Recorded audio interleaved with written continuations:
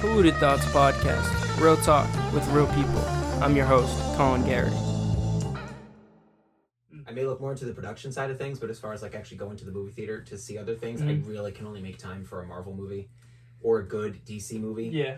You know? It's hard to find these days. No offense. Yeah, no, it's, yeah.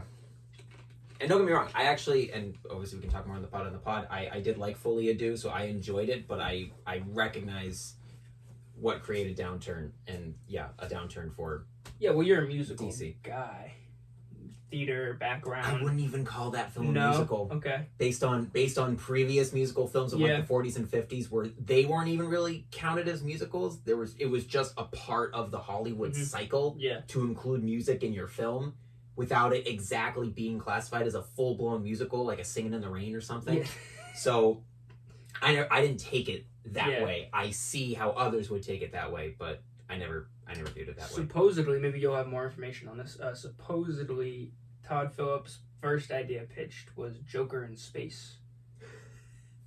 I read that somewhere, and it wasn't like a gag article from like the Bloomin' Onion or whatever it's called. Honestly, he very well could have pitched that in my mind to not get this movie made. Yeah. What was like was there some background? Did he have like beef with the studio or something? Was he trying to just sabotage and sandbag the movie? Possibly. Not so much trying to sabotage the movie, but just is there another story to be told? Is this worthwhile? Like I know he put all of his heart and soul, and everyone put their heart and soul into that one specific first movie, and it came out magnificent. Yeah. It is one of the best comic book movies of all time. It's one of my top 10 movies of all time. I think it's brilliant top to bottom. And I don't know if he lost the inspiration, not lost the inspiration, but I just don't think he was as inspired to do this second one, and I think maybe he really had to pull himself to make that film, but also the audience reaction to the first movie as far as idolizing and maybe putting on a pedestal Arthur Fleck's character. I think that also affected his perception, but I also don't think that the people that put up that Joker on a pedestal, I don't think that was the majority of people. So I wonder if Todd Phillips maybe just listened to too much of the minority and had that influence his movie. Yeah. And not like even catering to in the same way that like Last of the Jedi took a lot of what was the loud minority, and Star Wars then pivoted to Rise of Skywalker, which just kind of ultimately pleased nobody. Yeah. I wonder if that was the case with Joker 2, where they just took too much of the minority. And I don't know. It seemed like some sort of sabotaging for a director that good to put out like in my opinion. I recently watched Taxi Driver for the first time. I think Joker is our modern day Taxi Driver. Oh, it's deliberate. Yes. So and obviously he pulled things from that, but I just think in its essence it's like our version of that. And then he also comes out with The Hangover, which is probably the best comedy of our generation as well. Certainly the most signature. And it was like kind of at the end of where like people had the freedom to make comedy movies like that, because right around like it was a little bit after that, maybe 2013, 2014, I feel like comedy died. Oh, it shifted. So like somebody who is clearly a great director and writer at that, and then he sabotages, and like it almost like seemed like he made it so people didn't want to see the movie before it even came out. I will say I enjoyed the approach. I saw the intention from the first screening and I wasn't offended. I personally could see that this was in response to not the haters, but the people that improperly put it on a pedestal, put the character of Arthur Fleck on a pedestal and saying that everything he's doing, he's right. And the point of the movie is, no, what he's doing is wrong. And to me, that is what the sequel pounces on with its subject matter. And I appreciated that. I was a fan of that, and I was here for it, especially from the Lady Gaga side with her character of also being this character that represents all of these fans that are propping up this Joker when this Joker really didn't want this in the first place. I appreciate the intention of it all. I am just in the minority of people that actually really enjoyed YoDaddyDoe for all of what it was. And unfortunately, the film was a major bomb. I really was thinking Gaga would get an Oscar nomination, maybe even a win for it. Well, think about how good the trailer looked. when the first trailer came out, oh my god, it looked so good. I mean, that's the job of a trailer, Yeah, though. There's very few trailers that make me question a film. There was one recently, though, where I'm like, wow, this does... Oh, it was, This one didn't show you everything that happens in the movie in the first 30 seconds. Well, yeah, no, that's definitely a real thing, but I'm just trying to think of a trailer that for a film that actually didn't look good. Madam Web might have been one of them. Okay. That just was so enticing upon trailer. No, that just you could tell. You could tell you're like, oh shit. Oh no. And I'm typically in favor of watching a film, when it comes out and not creating judgment beforehand based on a trailer, because again, the trailer is supposed to make your product look good. Yeah. And I think that one, I just think there was nothing to work with from the beginning of the footage that they were getting. Well, what I heard, I didn't even watch that movie, but what I had heard was it was just god awful. Your superheroes never actually become superheroes in the movie. That's Madam Web. It's like quest to become superhero, yet no obtaining of the powers. Pretty much, yeah. And you see the costumes in Sydney visions. Sweeney was in it, though, right? Yeah, she signed on for the wrong Marvel project. and actors, they're not as involved in the studio. I don't want to say politics, but as far as like the studio separation of things, you think of Marvel, you think you're going with the Disney stuff.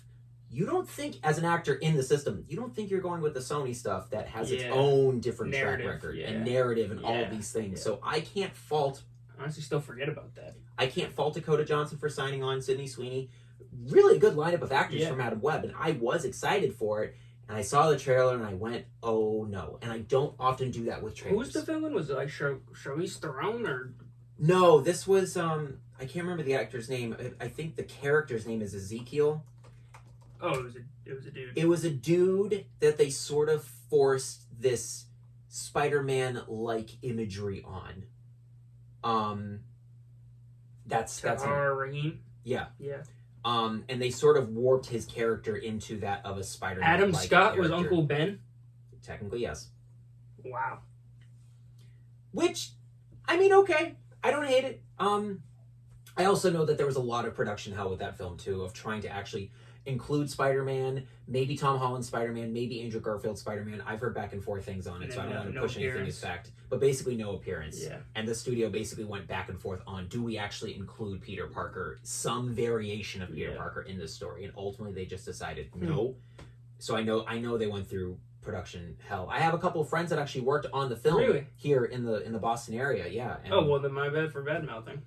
No, they know it too. They know it too. No. You could be proud of the work that they did. Like, hey, you worked on professional film. Congratulations. Totally in support of that. But at the same time, I mean, that's dope. If my friend worked on a film, I wouldn't I'd be like, it sucked. But my boy worked on it. They know. They know. Like and they may have a better understanding of. Did they know while making it? They may have had an idea of like production changes in the schedule. Where you're losing locations due to weather, due to availability, and I definitely don't want to speak on behalf of others that were involved in the production, but a certain number of changes after a while makes you wonder, are we in trouble? Yeah. Not for the production of the film, everyone's getting paid, studio but after the fact, like, is this something that you can put on your resume long term? I would maybe put Madam Web on the resume for a year, hopefully find some other work, and replace that as quickly as possible. Very reasonable. Well, what a way to start the podcast. My man, Merrick Henry, in the house again. We started at some point. Yes, we did start at some point. Well, it's a great way to start. You're a big Marvel, you're a big comic guy. I mean, look at you. You're dressed to the part right now. On brand. Welcome back, man. How you doing? I'm really glad to be back, man. Yeah, I'm very happy to have you. First, I want to say it's been really great to see the growth of the Polluted Thoughts podcast with the set. It's been really great to see how much you've grown in your role as host, in your role as just putting all this content together as technical producer and getting it out. The guests that you've had on. I've watched AVs, I've watched Jerks, John's recent one. When are you going to have YoDaddyDoe on? So, speaking of which, we talked today. Outstanding. He really wants to he wanted PTP 100.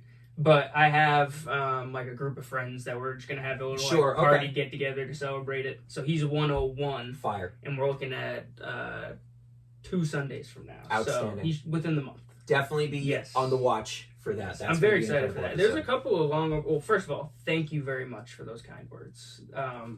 Things like that are the reason that I want to do this, so I appreciate that. Absolutely. But secondly, there are many people in the area who are connected with you and like within the community who like I just need to get on, who just haven't, we just haven't connected like that or gotten on. YoDaddyDoe has just been a matter of time. But what you been up to, man? You said something earlier about drinking chocolate milk to get yourself awake because of your schedule. What's up with your schedule?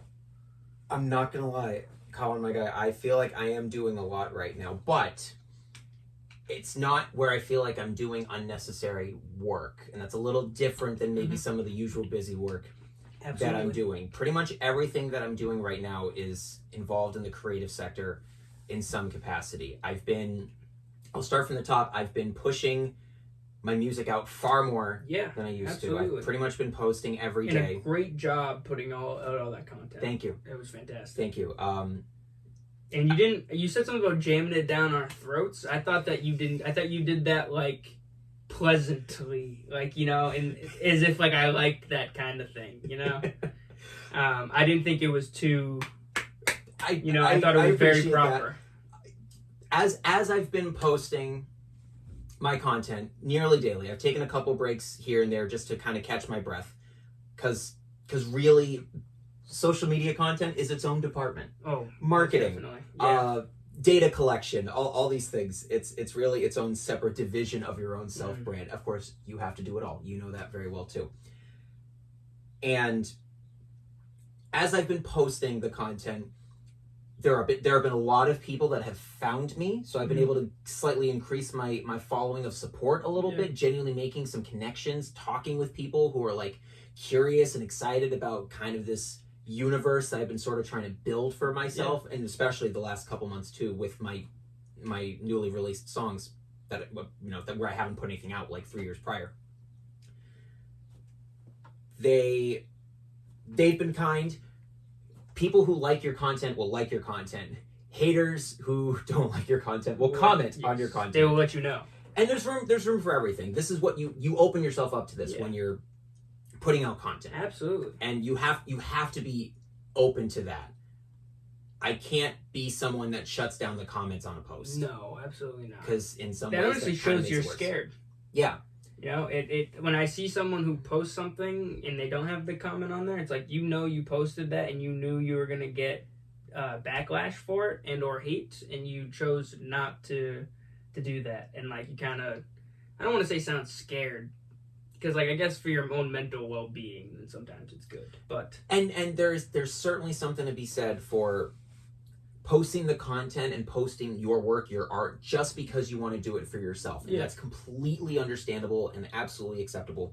Yeah, I guess that's more what I mean for it. Because what you and I do is all dependent on the viewer. It's all dependent on that person who's leaving the comment. Not necessarily them particularly, but the group of them, the whole of them. And if we want to kind of jump to that next level, we have to open ourselves up to that. That's kind of what we want as creatives, and you have to take the good with the bad. I'm sure with what you are doing, there is more good that exists. You sometimes just have to get through the echo chamber of negative when maybe either all you're getting or those are the only notifications that you're seeing come up on your phone or your computer. Are you getting a lot of hate, man? I gotta talk to somebody.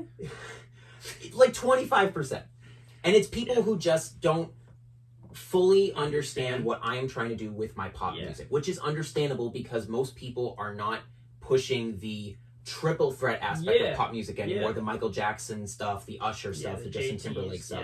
All of those acts are legacy acts or backed by a really large estate, because some of them have passed since then.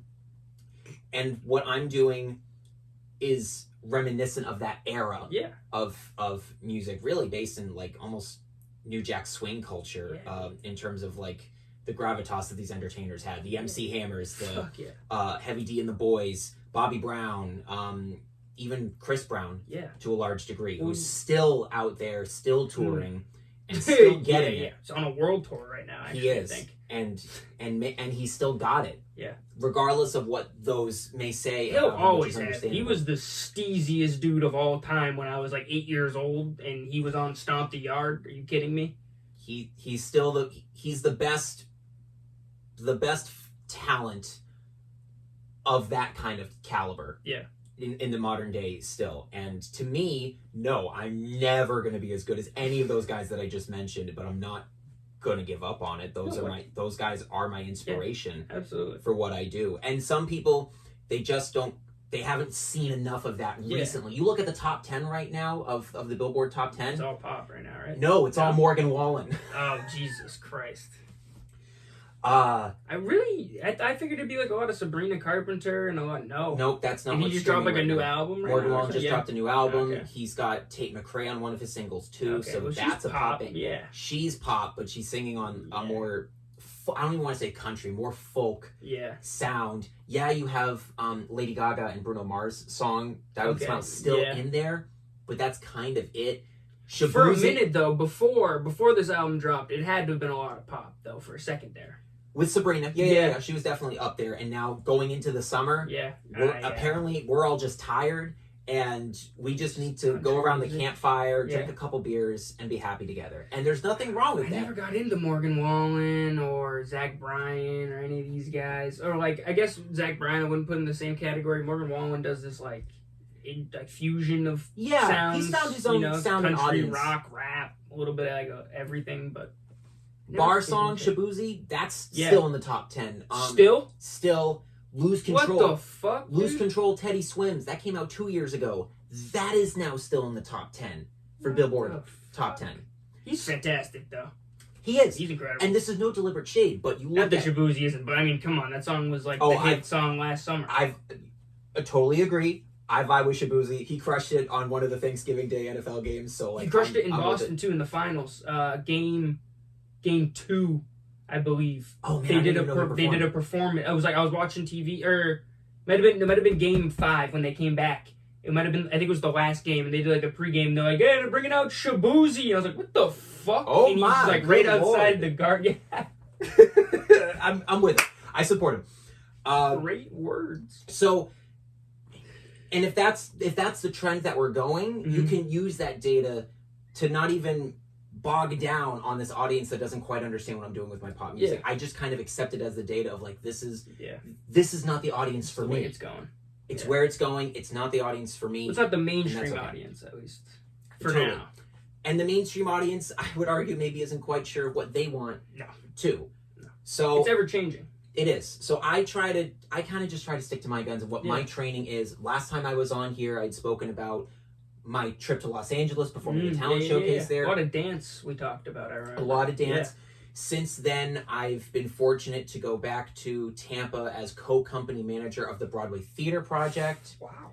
That was my internship. I came in as an apprentice. I discovered them while I was in college. They appreciated my work ethic and energy enough where I was allowed to come back and intern and get school credit through Fitchburg State. And then a couple years later, actually a few years later, because this would have been after COVID, the program directors kept tabs on myself and one of my other wonderful colleagues who will be involved in a future project that's coming up that I would love to talk about briefly just before we end. Yeah. They've kept tabs on us, and so they've included us in their planning, so we both came back as friends for co-company manager positions for the Broadway Theater Project down in Tampa. That's sweet. And we're getting the high school students that are coming from all across the country to fly down to University of South Florida for this intense theater training, which is not as intense as it used to be, because it used to be 3 weeks of musical theater training. Shit.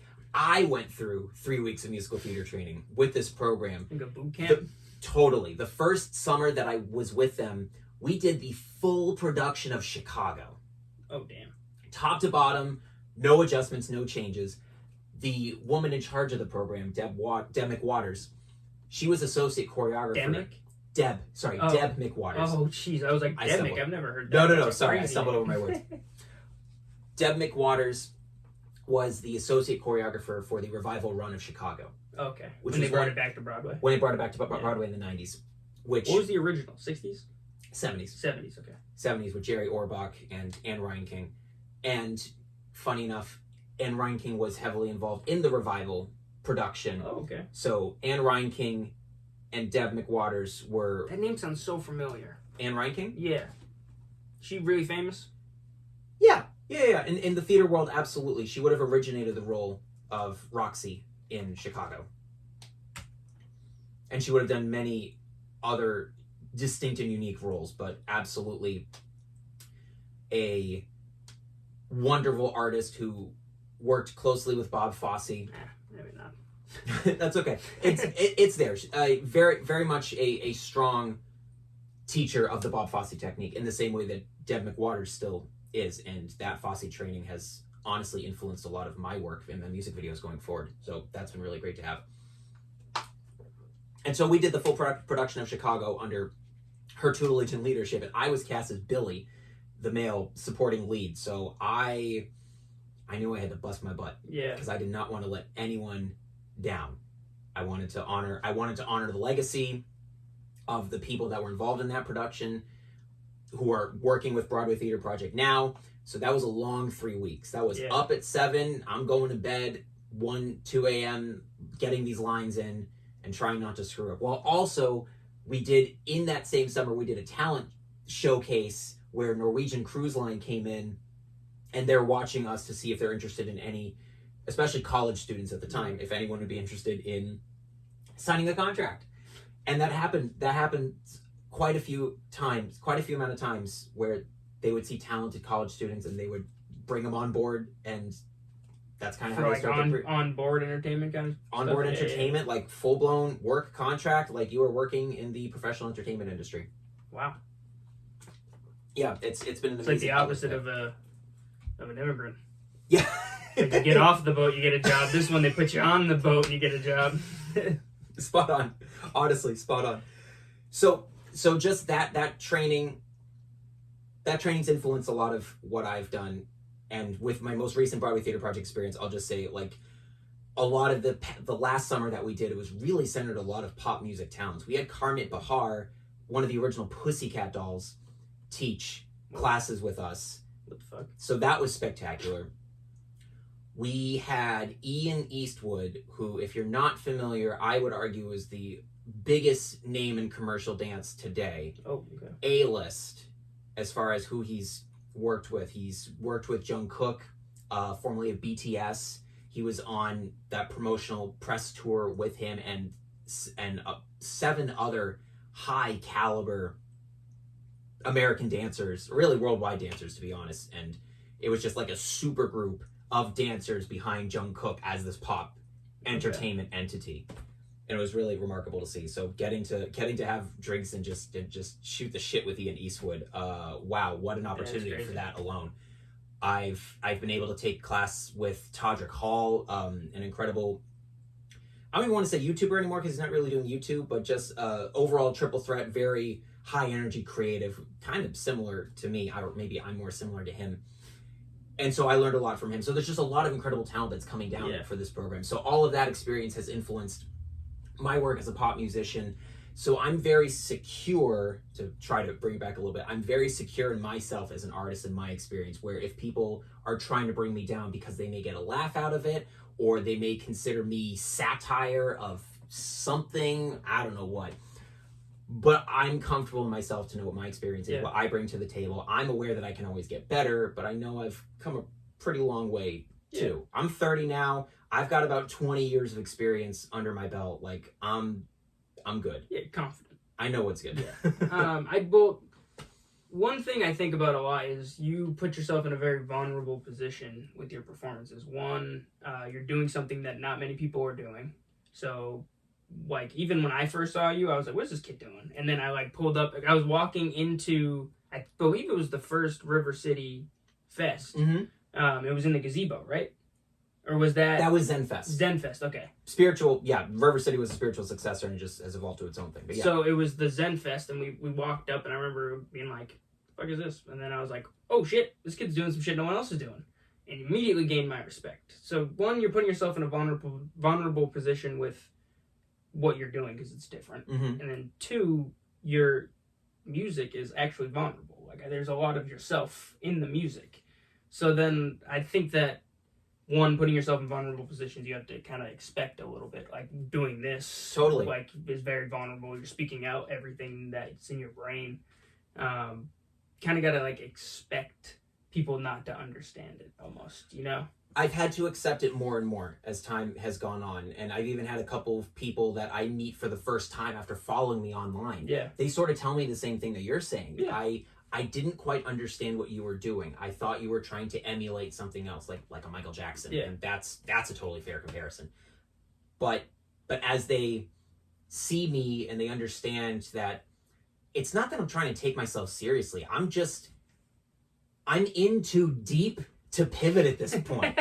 Like, there's no other option for me. Like, I'm here and I'm in it, and I love what I do, and creating these live entertainment experiences for people at festivals, or even through my short film music video work. That is what drives me to do what I do. So I understand that, especially as I've gotten older, I understand that it may take people a certain amount of time to understand what I'm trying to do. Yeah. And I'm cool with it, you know, as if they're willing to follow me along the way, like if they can give me a little bit more time compared to the other standard pop artist that has much more of a financial backing than what I have. I am a street rat of Fitchburg. I do not have what Sabrina Carpenter has, but that's okay. If you can just vibe with me for a little bit and understand what I'm trying to do, and know that I understand that I am not the best thing out there. I am well aware that I'm not. I'm just trying to make it work. I do not dance like a dancer. I would not even consider myself a dancer. I disagree. I have dance experience, but I don't consider myself. You had background dancers in your video, bro. You are a dancer. Don't play with me. I support my dance experience, but I would not say that I am truly of the dancer community in the same way that they condition their bodies and they keep track of their things. Like, it's I am in other aspects of the entertainment world. I always have one foot in, one foot out, because I feel like I can do 75% of something great. Do you think that, because I personally feel that way with like podcast, music, cards, this, that, one foot in, one foot out. Do you feel that takes away from some of your dedication and or like skill set? Because sometimes I feel that I'm like, or maybe not even skill set, time.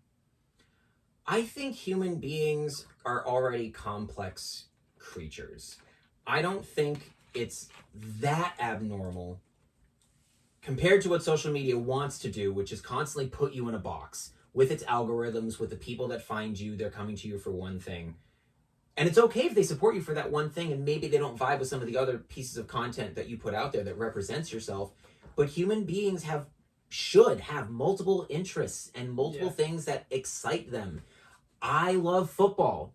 I love the NFL. Most people wouldn't expect that with me being a pop music. You heard this guy talking Celtics a couple minutes ago. He knows his shit. I love live sports. I love the entertainment aspect. I love the idea of an audience coming in and seeing these professional athletes, but also professional entertainers on a huge stage in kind of the most improvised setting. I was gonna say, is that like what draws you to it? Is like the non-choreography aspect? Because it's all real. It's all raw. Anyone can win at any moment. I mean, you look at all the Tom Brady Super Bowls. Yeah. Even the ones we lost, like I'm still on the edge of my seat. Like, what is going to happen? And luckily, it worked out more positive than negative for us. There's few forms of entertainment that draw raw emotion as sports do. And when I start seeing sports teams as like these production companies, like for football, you have your head coach who's a director, you have your owner who's really a producer of your company, your quarterback Tom Brady is your lead actor, the owner. Totally, yeah, absolutely a writer. So. Yeah, so once I started seeing that on the football field, it made it easier for me to translate it to really other sports. I'm actually a sports fan, but most people wouldn't expect that.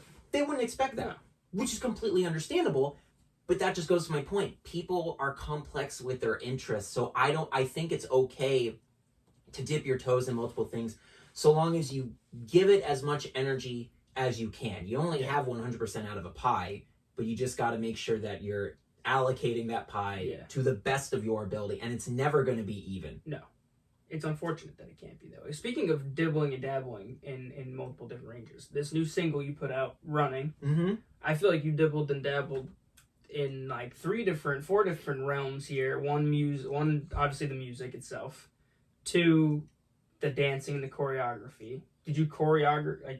I choreographed it. You choreographed that, I'd assume, with the background dancers. Which I saw like the behind the scenes footage at the end of you guys like practicing.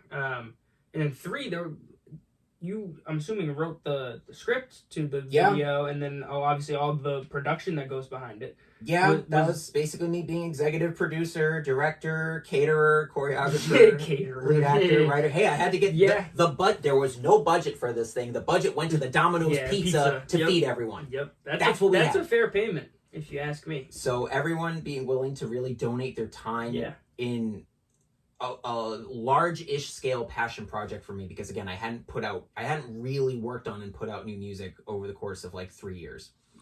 And Runnin, I wanted to come back with something as grand as I could make it on a Fitchburg Street Rat budget. But, I'm a big believer in not so much focusing on paying for your special effects. I believe you pay people first. Yeah. You pay your talent on camera, you pay your talent off camera, or you at least make it enough. You make the atmosphere so fun that people will at least leave having enjoyed their experience. That they don't feel like they're being screwed over. Payment and experience. Yeah, that too, certainly. With a couple of our cinematographers on hand, they gained a lot of healthy experience for some of their upcoming project, which is great. But I just want to make sure that all of these projects, any Merrick Henry production, I got to make sure it's at least fun for people, that it's worthwhile. I cannot pay what I believe is market value for all of the talent that's involved in these projects. And that is because I am fully committed to my artistic career. I don't have really a side hustle and a side job. I am as invested as I can be. This is what my post-COVID world was. I was working at Chuck E. Cheese for 6 years while trying to start up my music. And once COVID hit, we got shut down. That was my opportunity to invest everything I had, especially with those nice stimulus checks that we were getting at the time. Yeah. That was the opportunity for me to sort of invest in all of myself as Merrick Henry as a brand. And now I've been learning along the way the last few years, but especially the last, since the start of 2025, I feel like this has been all of my accumulated experience now fully realized that this is what I'm capable of when I'm really going truly all in on everything that I am as a musical entity. And Runnin, I think, was the best representation that I could have made with all of the hands on deck. Yeah, well, I mean, especially YoDaddyDoe. That was wild to get him on. I'm still in disbelief that I got YoDaddyDoe on the track. I was saying that I didn't even realize that he was on the track until I went to the YouTube and was watching the video the other day, and I was like, "Oh shit, he's featured on this fuck." Because then he pops up and I looked at the title. I was like, "This motherfucker's featured in this. What the hell?"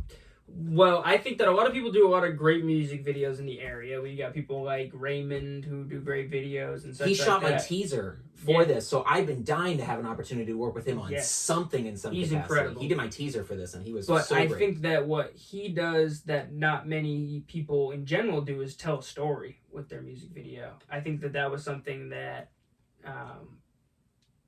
media thought, like a thriller. Mm-hmm. You know what I mean? Like Michael Jackson or even I guess Usher and JT did it too back in the day with their music videos. Oh, totally. Where it's almost like a short film rather than a music video, and there was something to appreciate with that rather than, I don't know, even like my own. There's no plot to it. It's just let's get some cool shots, let's put them all together, and let's put it into a fucking video. And there's absolutely nothing wrong with that. There is a market and there is value for that, because ultimately in a video-centric age of social media, you need that. Yeah. You need that video, that imagery. People need to associate your face with a song, or they need to associate your face with a brand. Yeah, absolutely. So it's totally valid. But I think that there's something to writing a song that has a story, because that gets missed out on a lot. Even personally, when I write, I feel like there's not a lot of theme. A theme to a song that matches a story that gets visualized and put out into product. Now, I had questions about that, because did you write this song and have the idea to film the music video immediately, or was it that's the only way I can write, to be honest. Every time I'm writing a song, it's not, I write my own lyrics, but that's not the core of what drives me as a musician. What drives me is the post component. After the song is ultimately recorded, it's not going to be finished by the time the music video for the short film comes around, but it's enough to work with. But for me, it is about how is it going to look on camera and how is it going to look for a live audience consistently. Yeah. Those are more important to me than the actual song itself. That just drives me as a visual artist. That is my theater experience. That's my theater training. How do I literally bring the sound to life visually for people to see? So I'm always writing the song, whether it starts with a beat, whether it starts with a lyrical concept. What is the direction that I need to go to get this in front of people's eyes, not just in front of their ears? JC produced the beat too, right? Yep. Did he come to you with it? Be like, hey, I had something that was kind of up your alley, or were you like, you heard it and you're like, give me that shit right now? Both things are true. With JC, so JC and I graduated from Fitchburg High together in 2013. By the way, coolest dude ever, man. He's so sick. He is so down to earth. And he was such a great guest here on the pod. It was fantastic. I genuinely enjoyed my conversation with him, every single minute of it. I was not necessarily shocked by who he was. I just had no... You didn't have the I didn't have a single reference. I'd never even seen him in my life, you know what I mean? Or even seen a video of him really speaking or talking about anything. And then he comes on here and he's just this like upstanding community man. And I was like, whoa, you are spitting knowledge and game, bro. I'm just, not that I wasn't expecting him to. I just was like, you are a fantastic dude. And really, he's been in the game kind of longer than I have. He was able to dive in immediately post high school. He was talking crazy rap stuff from like when I was like 10 years old, 11 years old. I was like, I don't know any of these people. I've heard of them. I just don't know any of them. Totally. He's a wealth of knowledge. Yes. And so it was really a great opportunity. That was the perfect way. You just took all my shitty words and put them into a nice little combination there. Thank you. I had a moment to breathe the process. I was really excited to finally have something with him because we had talked when it was like the last week of school, our senior year. We're on the soccer field taking this senior photo. I think they either would have taken the photo from like the building at Fitchburg High, like the top window. I don't think we had drones in 2013. Certainly Fitchburg High would not have had a drone back in 2013. Yeah, that wouldn't have been a thing. Maybe now, but back then, no, I couldn't imagine. So we take the photo. And we're just really shooting the shit on the soccer field front lawn at Fitchburg High. And we're just talking about all the possible things we could do musically. And with me going into college at that time at Fitchburg State, it just didn't work out for me until after college. So now to finally come together, granted, we started the songwriting process for this 2 years ago. Oh, shit. Like, he had the beat done pretty much for the last 2 years. Wow. And it's not that I didn't want to put it out. I just hadn't really had an opportunity to dedicate the amount of time that I want to dedicate to it. And I didn't want to make it so passive that I didn't care. I wanted to put time and effort into it. So really, the project was kind of in the pipeline for like 2 years. A full year of having the beat exist, me arranging the beat how I want to. A year later, finally starting to write lyrics and content to it. And then just before Christmas of 2024 was when I finally was able to start committing, all right, how is the production actually going to look? What is the choreography going to look like? Who do I need to bring on? How many shoot days do I need to make work? And then even after you shoot all the principal photography, how many reshoot days do I need? Because I missed something, because continuity is sexy. So I try to get as much as I can.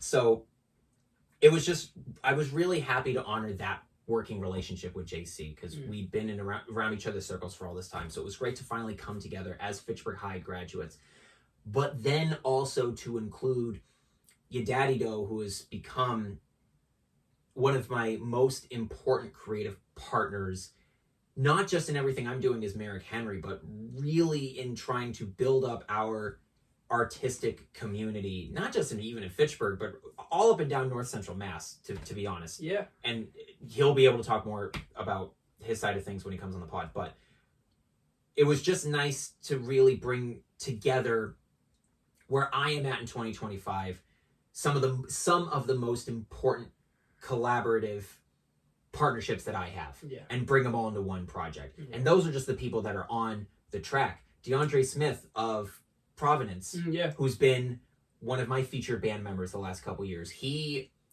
mixed the remix version of the song, which is the version that's out right now. Yeah. Eventually, I'm going to put out a solo version of the song with a second verse that I wrote that is currently not available right now. All right. So that'll be a small EP single release in the near future. That's also going to show some additional footage from the Runnin shoot that was not. We're going to take a quick break for a word from our sponsor. Our sponsor today is Steady Galletti Precision Painting. Steady Galletti is a small family-owned painting company that can handle all your painting needs for both interior and exterior projects. No job too big or small, unless you're like a hospital or something. I don't know, they could try it, but it might be too big. Find them on Facebook under Steady Galletti Precision Painting, quality painting by a quality guy. Call 978-790-2260 to book your free quote today. Put out. It was not in the final cut. So that'll kind of be its own short film entity. But it was just really great to kind of bring all these collaborative hands on deck, especially JC and YoDaddyDoe, and just really celebrate what Fitchburg has to offer creatively from hip-hop and pop, merging that together. Well, that was really cool, yeah, because JC is just known, not just known, but he's very well known for producing rap and DJing, like a rap Latino kind of like partier sound, not really more of like a pop. And which was cool for you, too, because it was like a mixture of kind of like a pop and like your Fitchburg rap kind of sound as well. So it was like a nice combination of the two, almost like unheard of in the area. Totally. It was really exciting to have all that come together. And I really want the people to know that JC the God is more than just a DJ. He is a producer. He is a creative. He has a vision in his heart and in his mind. And I want to do everything I can to share that as often as possible, because I know you heard him right here on this couch talking about all of his creative, artistic passions. Yeah. And I want to be a conduit for that as much as I can, because he absolutely deserves it. I could just tell how passionate it was, because he was like just like so committed to one community, but then he was also like, man, you got to do more in the community. Like we need you. Like you gotta pop out more. Da, da, da, da. He's not wrong. Like, he is not wrong. I do have to pop out more. But it was just more of like a damn, like you really have a passion for what's going on here. You really want everybody involved, and you really want everybody to succeed. And he's been a real great addition to our Coffee Court team. Yeah. Just being involved in what we've got going on, and now we're all kind of sharing the same vision for the community together. So it's really, really great to have him be a part of the team. Yeah. Just really. I love him. Saw you on a show. I forget the name of the woman. I apologize. Oh, Barbara and You. Barbara and You. Yep, yes. on FATV. Yes. And I heard you talking about like the idea of the song Running was kind of like not necessarily running from your problems, but like the last 3 years you've been kind of putting out new material, or necessarily writing new material and such. Yes, which is true, and also to the brief story that I had shared at the time, I didn't really have the full PR spiel of what inspired the song. But honestly, from a story standpoint, I was really nervous to put things out because of a previous relationship I was in. I wanted to be as respectful as I could of said previous relationship. Some artists are able to be reactionary and put things out immediately, a la Taylor Swift. That's not me. Yeah. Some people are really successful with that, and I didn't feel comfortable with that as my brand identity. So respecting your ex-girlfriend while also trying to express your feelings. Yeah, just trying to be respectful of everybody's boundaries, and which is very, very, very kind of you. I know most people probably wouldn't care to do that. Yeah. And that's completely understandable too. That's just that's commendable, my friend. That was a large part of what took so long in the process. So Runnin does reflect that side of things. The short film partially reflects that part of the story too. Not the murder. That's not part of the real story. Just so we're clear. I'm not on the run in that way. But also too, not having put out music in like 3 years. It all kind of just tied in together. It all culminated. It all came on top of each other in just the best way possible. I'm hoping to explore more of that story in future music projects, if I'm being honest. I'd like to revisit that character in the near future, hopefully before the end of 2025. That would be really cool, because I think there's more to tell with the specific character that I've created for Runnin, and even partially there's hints of that character in the other song that I put out like 3 weeks before this one, Second Choice. Yeah, okay. And that video we shot so quick. We did it, my good friend Saya, we did that in like an hour and a half. Oh shit! Because I honestly needed just a little bit more time with Runnin to get it the way that I wanted to, but I didn't want to not have anything out. So Second Choice, which was supposed to be the second single after Runnin, we made that second choice the first option, and we put that out first instead.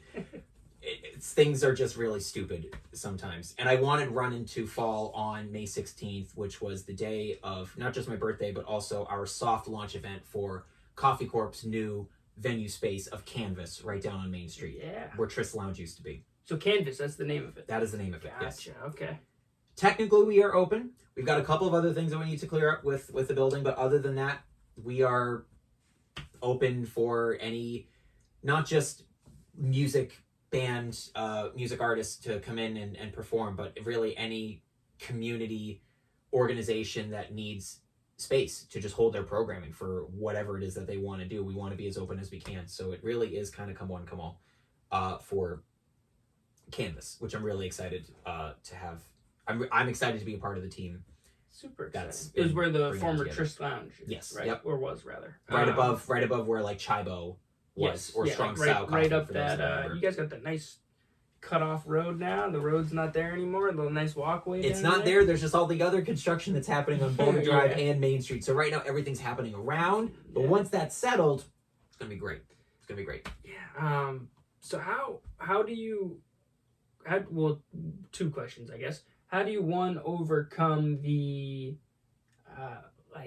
eagerness to put out your feelings and avoid hurting anyone else's? And then two, how do you overcome just not putting out anything in 2 or 3 years? Like, how did you, what was the moment that kind of sprung you back into action? You know, funny enough, what got me back in gear was my mother's passing last July. Oh, I'm sorry to hear that. No, thank you. That was kind of the kick in the ass I sort of needed to get back out there. And for a time, I was taking care of my mom. She had rheumatoid arthritis for well over 30 years. Okay. So she was always the kind of person that was at every after-school meeting, PTO meeting. She was there for every performance that I had done. Not just every performance I was doing, but every academic event that my brother, Dr. Parker Henry, would have been at. We were both there together for his doctorate thesis at Yale a couple years ago. Whoa. And yeah, the language of that is bonkers. You think you know science to a degree? Hell no. He's working in quantum physics. Jesus Christ. The things that you think are made up in movies. The end of reality. He's working with laser technology right now down in Manchester, Connecticut. So he's set with his brain. Dr. Ben Parker. Oh, Jesus, Ben Parker. Holy shit. Ben Henry. You got me with the Adam Scott shit earlier. I had it on my mind. Oh, no, we walked into that one. You should call him that, though, next time you see him. We walked into that one. Well, when the day comes and you have kids, if you do, he will be Uncle Ben, right? Yeah, well, we'll take a name. Dr. Parker Alexander Ben Henry. We'll have him change his name. We'll throw that Ben in there somewhere. It'll count.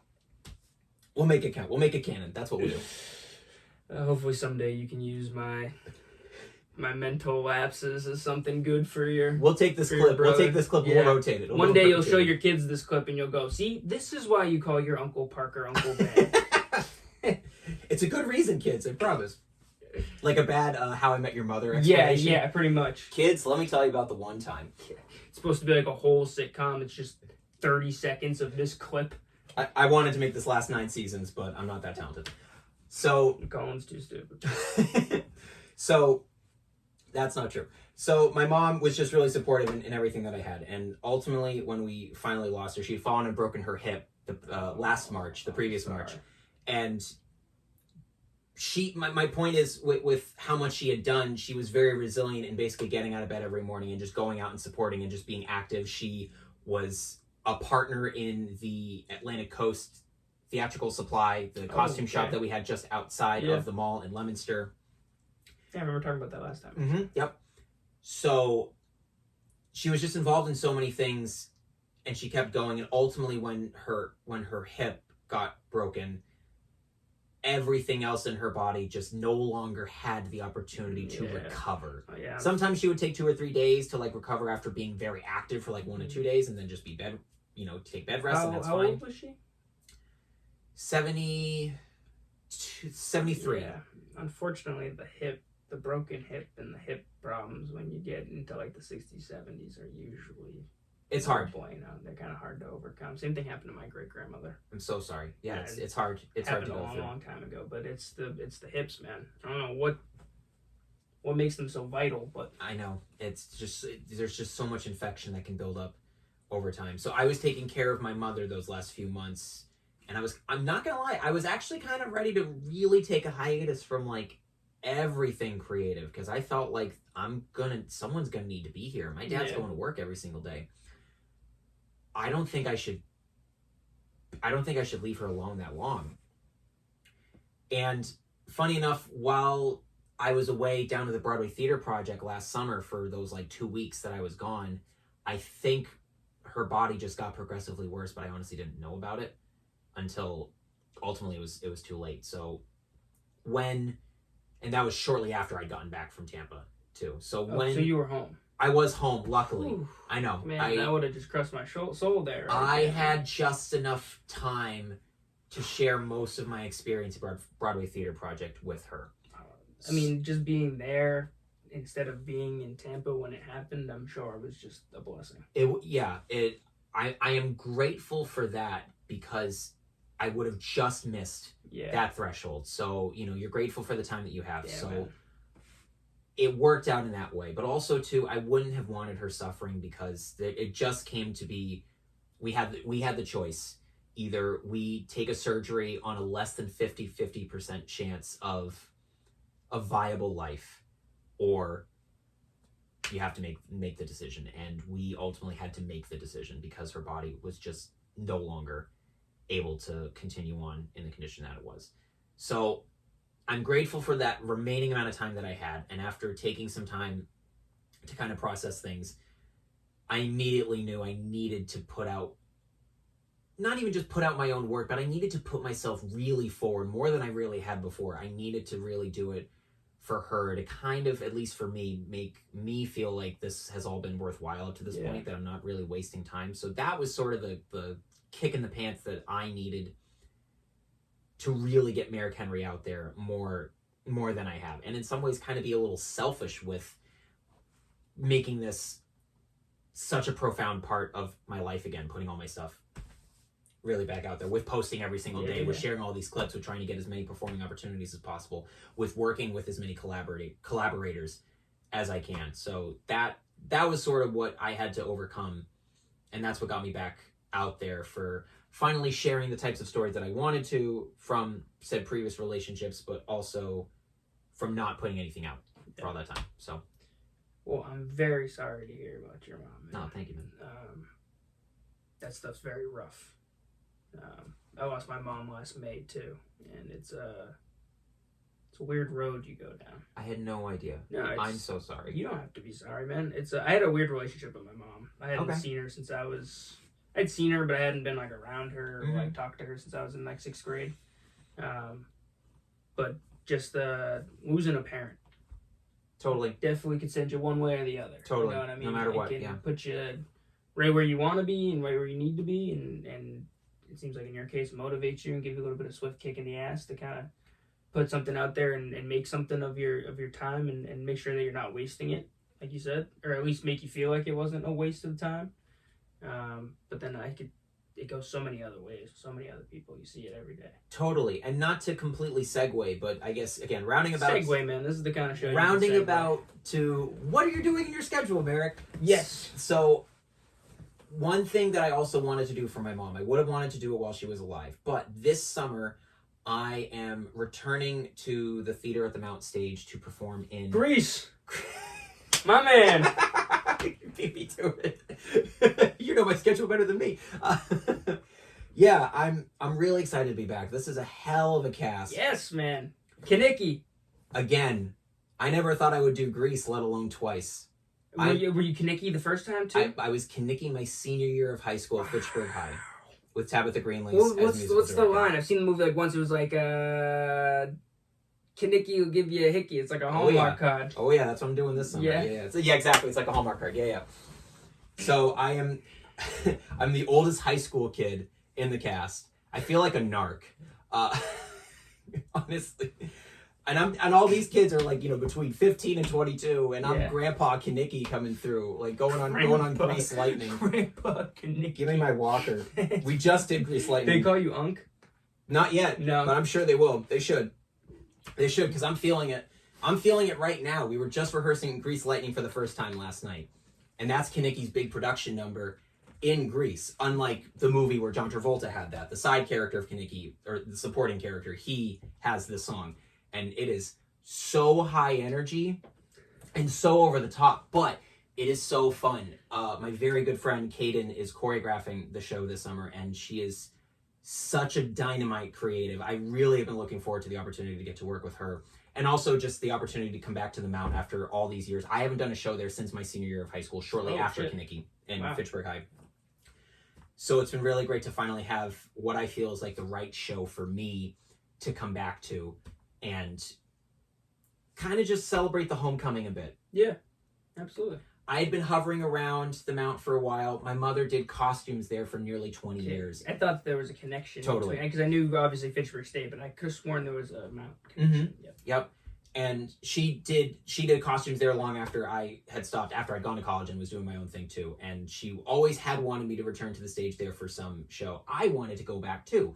But where I had been at in my professional development, I couldn't just sign on for any show. It's got to be something that feels right, fits me, and my timing and everything. Yeah.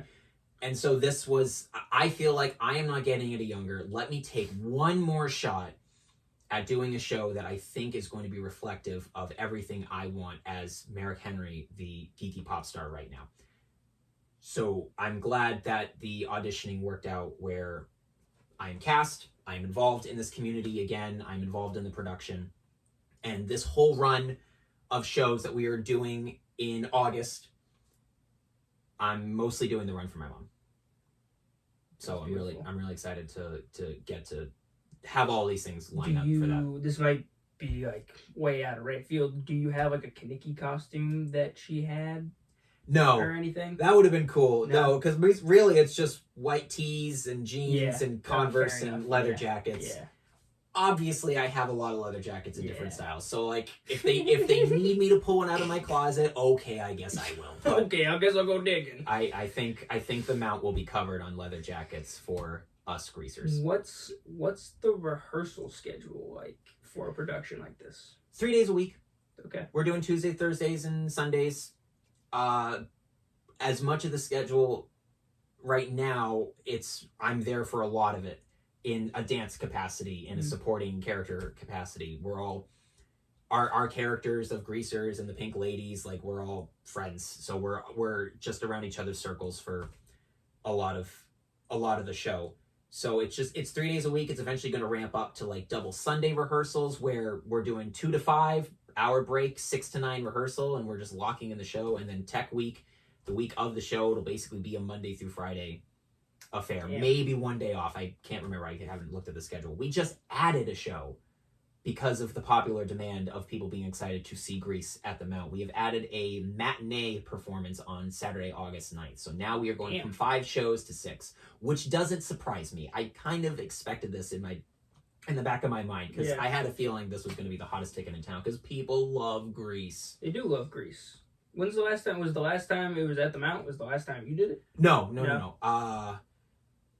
It would have been a long while since they've done Grease. I should know their portfolio of shows, but I know they haven't done it certainly within the last 12 to 15 years. Oh my God. Maybe even it might have been 20 years since they last did it. Over 20 years, because I started doing shows there when I was 12. At Fitchburg High Grease. Yes. Excuse me. Right. Okay. No, it's okay. I started doing shows at the Mount back in like 2006. Okay. So all of that time, they haven't done it. I am almost positive they haven't done it because there's so many other shows that you can do. It's gonna be big. They had done High School Musical. They did Prom last summer.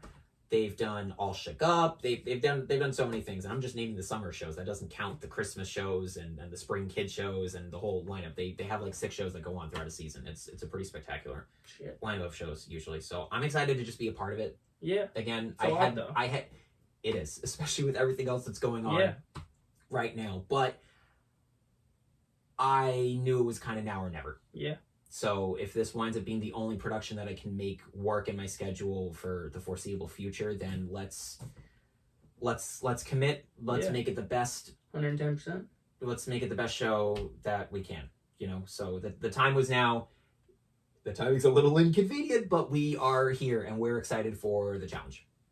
I remember I used to dance when I was a kid. I was in this thing called the Guild Dancers. It was like run out of Lunenburg. Fire, okay. It was like a contemporary dance, kind of like... no kidding! Yeah, they had from... they had like an adult classes. They had like young adult classes. Yeah. They had like back in like when my dad was in high school in like the late 90s, it was like him and all like the cool kids would go to sports and like go do their sports shit, and then afterward they'd go to dance and they'd go to the dance studio. That's sick. And there was like this like holy woman. This woman is like literally like, for me, she's like people's version of Jesus Christ. Like she's like just a moral compass for me and my family. Loaded. It is a little. It almost seems like a cult. People probably thought we were in a cult. This lady, her name was Mrs. Brown, Martha Brown. Okay. She was choreographer of dance and something major from like Northeastern or Yale or something. That's some crazy fucking school. Very incredibly intelligent and in tuned woman who grew up during like she was like a little bit younger than us during like all the civil rights shit and during like the 70s. So she is like a very She's seen a thing or two. One has seen a thing or two. 2 has also has the biggest heart in the entire world. So like going through that time period, she's like in love with John Lennon and Martin Luther King and all of these people, right? So then and then the Paul Simons and the Art Garfunkels and I'm trying to think like who else she was like really big into for dance for us. But she would take the music and she would like compose these like, I don't know, love kind of things out of this one, the song, but then also 2, like each song had a different choreography for each whatever she was trying to touch on, whatever. And then all the while teaching us like how to be a great person in the meantime. Like, I don't know, very philosophy bound. When you've got a teacher like that, that's really special. Yeah, and for my dad, it was my dad's best friend's mom. So, like, he was raised in this house, essentially, and was around this woman, and, like, she's like a second grandma kind of lady, and, like, but not that my grandma isn't a moral compass, this lady was just, like, dropping bombs on you, just knowledge bombs on you kind of thing. Anyways, it reminds me of, a long way around, it reminds me of when I used to get ready for those performances when I was a kid. I was, like, 7, 8 years old, maybe not even 5, 6, 7, and, our reputation and repetition and all of our rehearsals and shit are nothing compared to like the adults. And then when you said like the last 2 weeks, I just remember how crazy shit would get the last 2 weeks before a performance. Magic of the theater. Yeah, every day you're in ours was at Lunenburg High School. At the old Lunenburg High. So it was like really cool for me because I was a little kid. So then you get to go hang out at Lunenburg High School. Totally. Everybody's like one class in, the next class out, like rehearsing, just crazy. It was like those people who were in love with the adrenaline and the urge and the like fast paced jobs kind of thing. Totally. That's what it seemed like to me. I remember there was just a rush of. I love rehearsal weeks and tech weeks because sometimes I find I get more of a kick out of performing for my peers and showing the work to the people that I've been working with for all the time that we're putting on a production. When I was doing dance club at Fitchburg State, I got way more enjoyment out of the dance week, rehearsal dance week, performing in Weston Auditorium and performing for all of my colleagues and showing what we've been working on to them. Yeah, obviously it's great to have an audience of friends and family come in and see all the work that you've done. But to me, I get more personal reward out of the week of preparation and all of us being together in that preparation, kind of in a bonkers setting, you know, and the same goes for theater too. So I fully understand where you're coming from synergy that goes on there to be able to everybody do their part and come together and put on something for all these people. It's a crazy connection of teamwork. To me, that's the magic of the theater, is everyone coming together for that. Obviously, the reward is the actual show and the celebration with the audience that's there. But to me, the power and the magic comes from working together for however long you guys are for that week. That's what fuels me creatively, artistically. It almost makes me like emotional thinking about it. That it's like, it's honestly more about the connection. And it almost like makes me think that this woman, Mrs. Brown, which I did a terrible job of explaining to you, because she's like much bigger than that in my mind, sure, like of a person. Sure, sometimes and like and her like me trying to describe to you how she conveyed like art to dance or like philosophy to dance was not a good job. But sometimes finding the words is really hard with these kinds of people. So I understand. It seems every time you're on, I do a terrible job of it. No, but.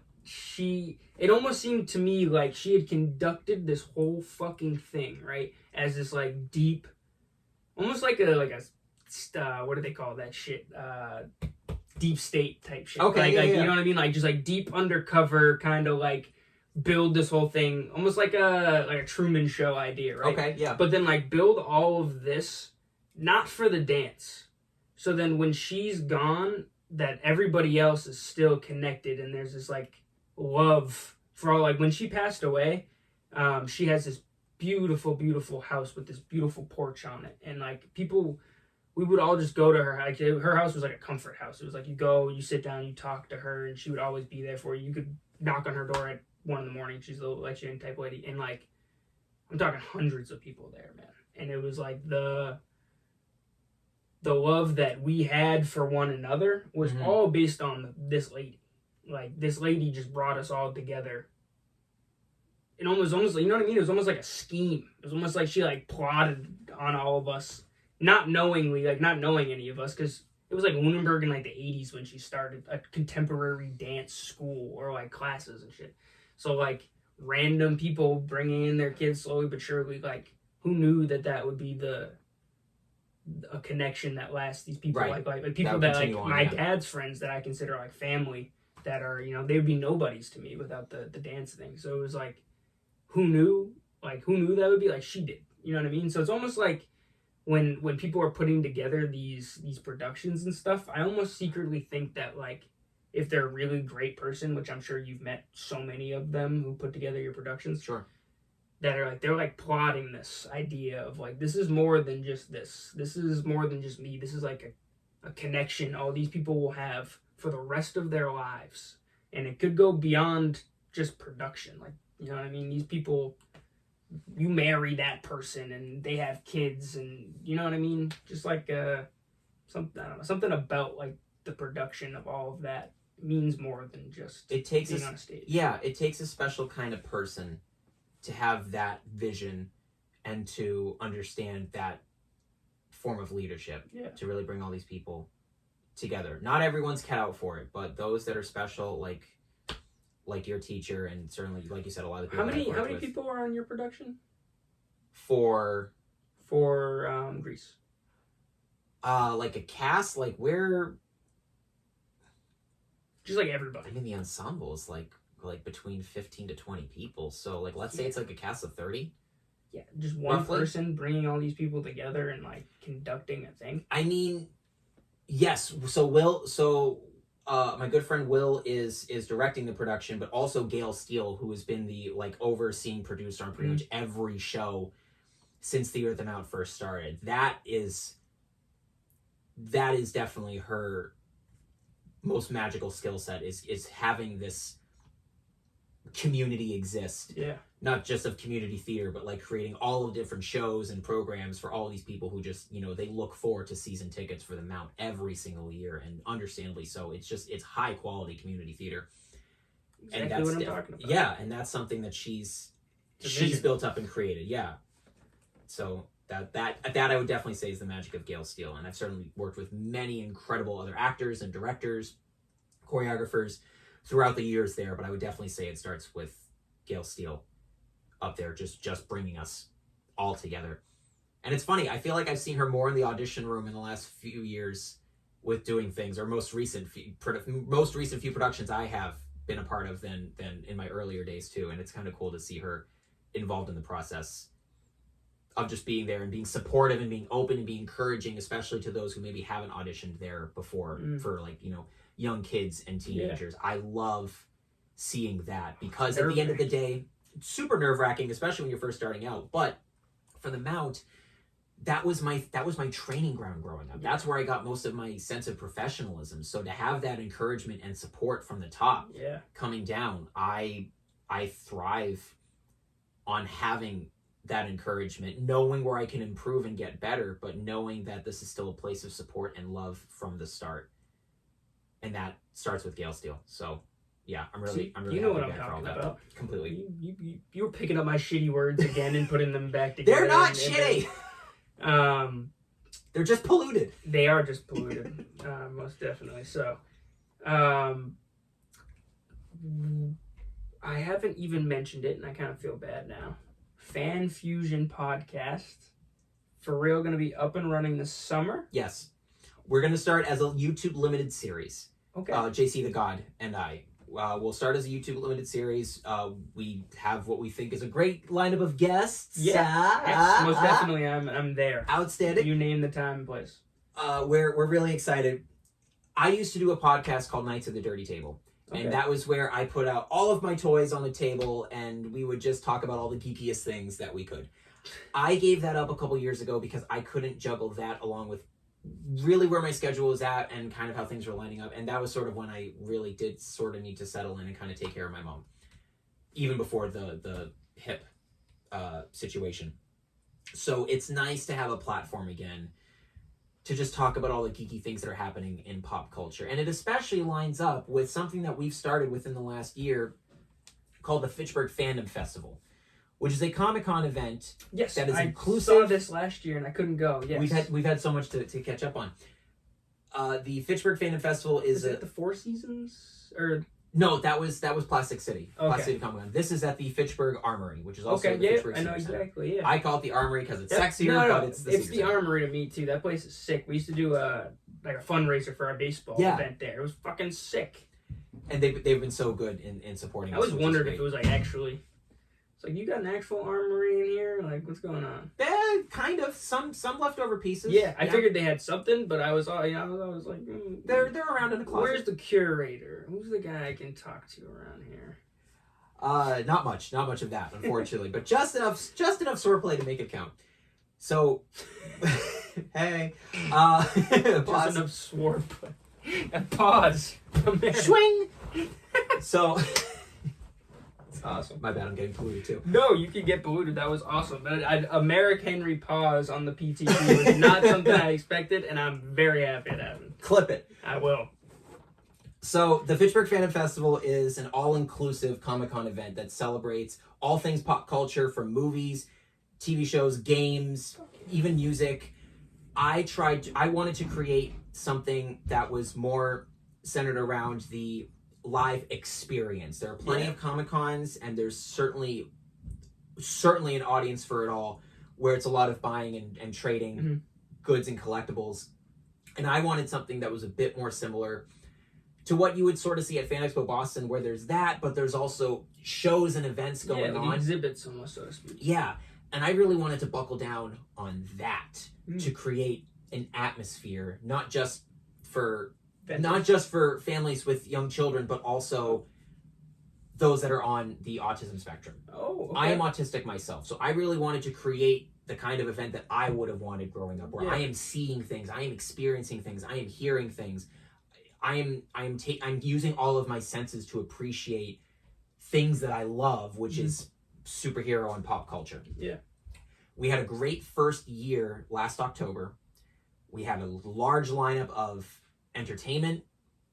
We had some really incredible vendors commit their time to understanding the messaging of what I want this event to be. We had some really great panels. The history of weapons was 6 swords and all of that stuff. That's dope. It was so cool. A panel? You had a panel? Total panel on that. Dude, what the fuck? That's sick. We had one of my good friends, Carlo, who was talking about his experience in the film industry. That's cool. I was going to say, we could definitely get some film industry people. We had a special guest, Logan Raposo, who is a great on-screen actor as well as a voiceover artist. And he did a panel. He was talking, Logan did a panel talking about their experience in the industry as well. But also it was really great to bring Logan because Logan is going to be a part of really what will be my passion project. We start shooting it in the fall. We announced at the Fitchburg Fandom Festival, treating it in the same way of like what you would do at Hall H for San Diego Comic-Con. Mm-hmm. I really want Fitchburg Fandom Festival to also be a platform for people to highlight and showcase their original works that are coming up. Whether it's the exciting points of like the Comic-Con too. People go fucking nuts and like Superman's coming out and they're like, ah! Comic-Cons are fun with announcements. Yeah. And for our North Central Mass community, if we can announce things to our community that can go further, I'm here for it. So I announced one of my upcoming album projects, which is Pop Fury. And Pop Fury is very much inspired by the Power Rangers. For as much as I love my Marvel and my DC stuff, Power Rangers is higher than that for me because it like represents so much theatricality and fireworks and poses and all kinds of things. It's Toku. I love it still so much, even though it's a dead franchise right now because there's nothing happening with it. Hopefully that changes. But I have a cast of really talented artists involved, Logan being one of them. Logan is playing my villain in this story. My friend, we're bringing everything back. My friend who was co-company manager with me at the Broadway Theater Project, he is playing my Red Ranger. Oh, okay. So I'm really excited to give him the platform to showcase even more of his musical talents. One of the groups that performed at the Fitchburg Fandom Festival, the Anomalies, a dance troupe, they have a dance battle that's coming up at the end of August too that they're training for right now, which is super exciting. I can't make it because one of those nights is when Grease is happening, but I'm really excited to look for the video footage. Some of the performers in that troupe are going to be Rangers in my cast as well. So we didn't have a budget for Runnin. All of the budget is going to Pop Fury. Yeah. Because I want this to be as fun as possible, but I want it to be as over the top and exciting as possible. And with this short film project, we're going to be releasing a full EP of songs with it. Sweet. It's like your own like Scott Pilgrim. Basically, it is more of a short film than I've done. This is going to be a little lengthier. Way lengthier. We're going to release multiple parts. Eventually, it'll culminate in one longer form thing. Basically, what I think will be the equivalent of one episode of Power Rangers, pretty much like in regular. That's dope. So fuck yeah, dude. We're going to start shooting this fall. I'm really excited to bring just this talented group of artists together for this project. This will be my biggest project to date. That's super exciting, dude. Hopefully, it comes out summer 2026. Okay. Would love to maybe get in touch with. I probably shouldn't be saying this out loud because this is wishful thinking. Put it in the universe. I really want to get in touch with the people that organize Power Morphicon, which is the biggest Power Ranger convention on the planet. I really want to see if maybe we can do something to just share our love of Power Rangers, or at least share my love of Power Rangers. Morphicon in Anaheim. Get this guy there. Are you kidding me? I've never known a bigger Power Rangers fan. You should see this guy's action figures. Fucking crazy. And he's making a short film. Get this guy there. Get him on the plane. Get him there. Get him a ticket and get him there. You can stuff me in a bag. I'll take it. We can save on airfare. That's fine. I don't need first class or coach. Save on airfare for myself as well. I'll suffocate. Put me in the bag. Just give me a little opening. But yeah, so I'm really excited. Super excited for that. Dude. That's going to be a lot of all hands on deck. And when's the podcast starting up? We should be recording in June. Okay. Hopefully we'll have episodes out in July. Sweet. And I say those two things because the Fan Fusion podcast the ideas will hopefully be able to work it into what's going on with Fitchburg Fan Festival in the fall. Absolutely. So a lot of things are kind of just linking up with one another. Yeah. So the Merrick Henry universe of projects and activities, there is a lot happening right now. In some ways it's a little overwhelming. I am interested in an assistant You heard him. We can pay you a little for your time. I would never try to take advantage of your schedule and your opportunities, but I could use a hand with things. So if you were watching this pod, the Polluted Thoughts Podcast, the Merrick Henry brand is interested in an assistant because we are now just getting past the threshold where I could really use a little extra help. Putting that out there. I can vouch for this guy. He's a good dude. You would want to work for him. I can vouch for this guy. He's fucking exhausted. He needs help. I can vouch for this guy. Came in drinking chocolate milk, said he was trying to wake himself up. I can vouch for this guy. I'm a fucking child. I love chocolate milk, too. Well, kind of wrap it up here. An hour and 20 minutes of talking to Merrick Henry. It is just as loud and obnoxious as you remember. You said the opposite of it. I was gonna say it's never enough. Never enough. When I speak to you, I feel inspired by your work ethic. 2, your consciousness of like yourself and your art, as well as just like what you're doing, man. What you're doing is truly very vulnerable, of you trying to do something that you know is different from the mainstream and what from other people in our area are doing, and 2, following your heart and like who you are as a human being, because the only thing that would ever work, it's corny as fuck, but the only thing that'll ever work is being you, because there's truly only one of you and everyone else has seen everything else that people are trying to replicate. So I think that you're truly one of a kind. Thank you, my friend. It doesn't happen by itself. You can't do it all on your own. But, you know, it just makes me more grateful for the people that are willing to give a little time to just help, you know, what I'm trying to do. Absolutely. For myself. And hopefully I can bring people along the way and we can all just have some fun together. Yes. I mean, I have nothing but fun talking to you whenever I see you, even if it's not on the podcast. I am super excited if you're willing to have me on the podcast. Not even a question. I would love to sit down and talk to you, JC. Anything geeky, nerdy, movie, film, Pokemon, I'm all in. Marvel, all in. Plenty to talk about with Marvel right now. There is, and I'm kind of disappointed that we didn't go in a little more, because I was so crazy just listening to all the shit that you know at the beginning. I'm beyond excited to like really dive into that a little bit deeper. Is JC big? I know he was kind of like Marvel dude. Marvel, DC, yeah. Star Wars. Okay, yeah. That was one realm I never hit. I watched him. I just never. I don't know. I could never get past. You know, I'm more of a Dune guy. Okay, cool. I got really into Dune. Well, you're a big cinephile, and Dune is obviously based on a book, but like Dune's impact on film culture right now, that's more prevalent than ever. Well, just did you see Dune? And no, I haven't. Or part 2. No, okay. My bad. No, you don't have to be sorry. My buddy, a couple of my friends are like super into. One of my friends really into movies. The other one like just super into Dune. I guess I don't know. He knew like every fucking thing to know about it. Like he's like, I've watched 30-minute videos on the background and the future of Dune.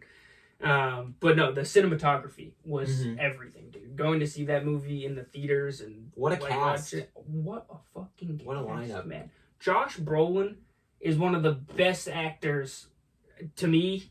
Anything he does, he murders. Oh, he's spectacular. He just murders every role. He understands authenticity and honesty really well, and that's all you would ever want.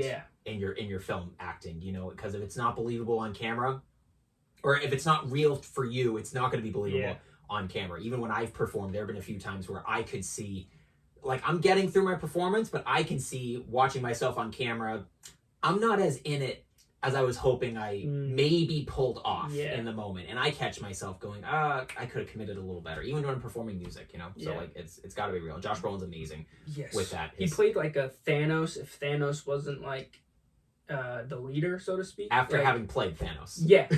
So, like, it was like, this is just me using it as a reference because he also played it. But, like, he was, like, almost like a number 2, like the captain's number 2. Sure, yeah. But he still played, like, just that same badass dude who doesn't give a fuck. Did you know he was in Goonies? Yes. Okay, because I put in Goonies the other day in the VHS machine. I was like, that's fucking Josh Brolin. I haven't seen this movie since I was a kid. And I never realized. That's a youngin' Josh Brolin. Yeah, a good-looking Josh Brolin, too. He was a pimp in that movie. He was. Yeah. All right, well, we'll wrap it up. Thank you again for coming on. It was an absolute pleasure. I really love talking to you, man. I love talking to you, my guy. It's just so easy.